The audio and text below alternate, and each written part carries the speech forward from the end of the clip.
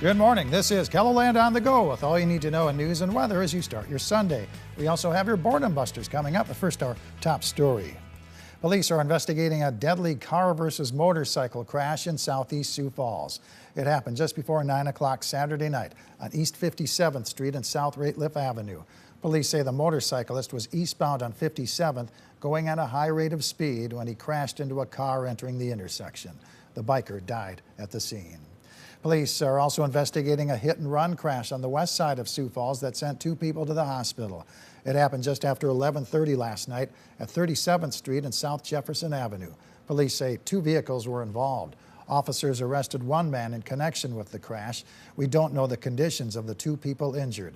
We hope to learn more information about the crash during Monday morning's police briefing, which we will carry live here on KELOLAND.com beginning at 10:30. We're hearing from South Dakota leaders about Saturday's assassination attempt on former President Trump. Governor Kristi Noem became emotional during this video she posted on social media last evening. Listen, I just saw, like all of you, that President Trump was just shot at his rally in Pennsylvania. And I will tell you, these people are evil, and that President Trump has known that they are wanting to take him out. This man has stood through challenges that I've seen no other person stand through. And he has taken more hits for the American people than ever before. These people are evil. They need to be eliminated from power, and President Trump is the only one who can do that. God bless President Trump. And God protect him and keep him and his family safe. And he will win this election because he loves this country.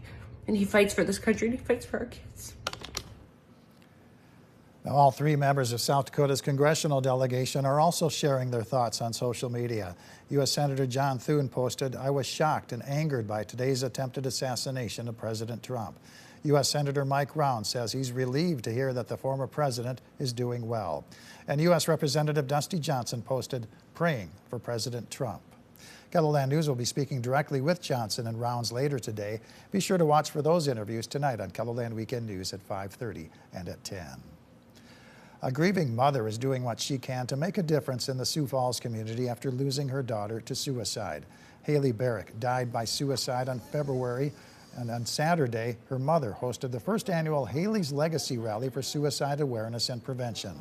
The rally brought together organizations like the National Alliance for Mental Health and Moms Demand Action to help both people who have lost someone to suicide and those struggling with their mental health. I have a suicide survivor. Her own daughter had passed from this world the same way that my daughter did back in 2005. And we are going to be just going through the line of people that have shown up to help support this. Speakers at the rally say it's important to support survivors of suicide because they're often feeling isolated and lonely. If you or someone you know are having suicidal thoughts, there is help. 988 is the suicide lifeline number with people ready to talk with you. People in parts of western and central South Dakota are cleaning up from early morning storm damage. Severe weather swept through the Pier area, damaging buildings and vehicles and knocking down trees. The Pier Airport reported a wind gust of 84 miles an hour around 2 o'clock this morning. Let's get a first look at the forecast now with meteorologist Adam Rutt in the Storm Center. Good morning, Adam. Good morning, Perry, and good morning, everybody. It has certainly been an active night across western and central portions of KELOLAND. And that 84-mile-per-hour gust in Pier is just the tip of the iceberg.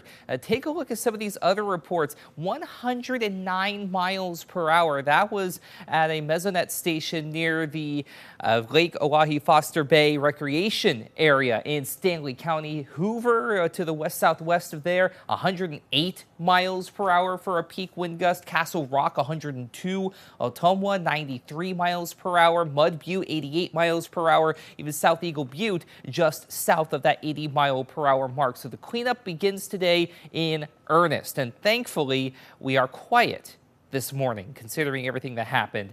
74 right now in Falls Park with a north wind at 3 miles per hour. We are a little uncomfortable already to the east and southeast with air temperatures in the 70s and dew points in the mid 60s to low 70s. We're already near 80 in Yankton as well as Spencer. 60s though for portions of central and western KELOLAND outside of Mulbridge sitting at 73. Not much of a breeze to speak of. Overall, the wind is not going to be too much of an issue, but we do have the potential for another round of severe weather later on. We'll talk about that in a little more detail coming up in your extended forecast. All right, thank you very much, Adam. A tattoo artist who has spent nearly 50 years creating permanent art for people shares why he continues his craft. Steve Butterfield, or better known as Alien, is the owner of Alien and Company Tattooing in Sioux Falls. The veteran turned tattoo artist is now teaching the next generation. So he does everything kind of old school, and us newer tattoo artists all use our iPads and like fancy little machines that look like pens. And he still does it like people have been doing it for 100 years. In tonight's Eye on KELOLAND, we'll share why Butterfield decided to set up shop in Sioux Falls and what keeps him going after all of these years. Be sure to watch tonight at 10. The Brookings Summer Arts Festival features works for sale by 175 artists from the region, plus dozens of food trucks. The festival is taking place in Pioneer Park from 10 a.m. to 5 p.m. There's also a children's area with make and take activities, plus live entertainment on 3 stages. Admission is free. Shuttle buses will run continually from the South Dakota Ag Museum. The cost is $2 each way. Sanaz Gourmet Mediterranean in downtown Sioux Falls is hosting a special Sunday brunch to raise money for local farmers who have lost their crops to recent flooding. The brunch will feature food from Sanaz and Maury's Steakhouse. Serving time is from 10:30 a.m. until 2 p.m. Springdale Lutheran Church, southeast of Sioux Falls, is hosting an ice cream social.